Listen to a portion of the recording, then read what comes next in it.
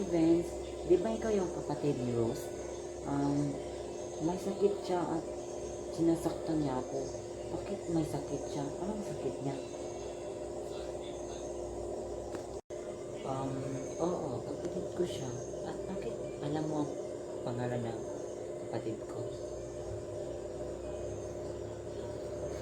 Um, Wala lang, Vince. Kasi sinasaktan niya ako pero kaklase kami. Pagkatapos, sinasaktan niya tapos sinabunutan ako ng buhok. At tapos, ang sama ng kapatid mo. Bakit? Ano ba, may sakit siya? Oo, may sakit siya sa brain niya. Tapos, hindi mo kontrol ang emotion niya. Tapos, nagalit siya. Nagalit siya kasi, yun mo, sinasaktan mo siya. Then, siya ang sumasubunot na una sa akin eh. Siya ang masama. Bakit ako?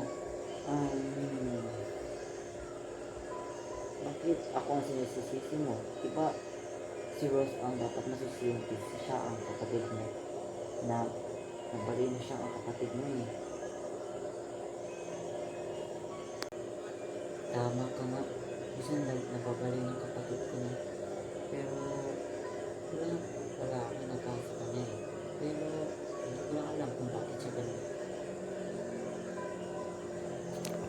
Vince, anong gagawin mo sa kapatid mo? What's your plan ba?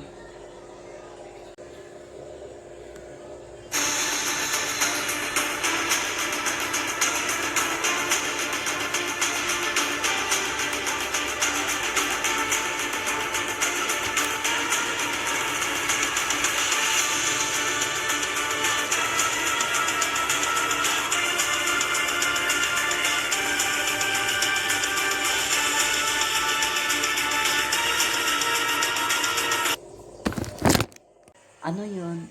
Ano yun, Vince? Bakit, boss?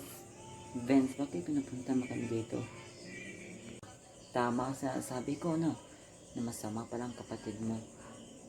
Vince, anong plano mo para hindi ka saktan ni Lena?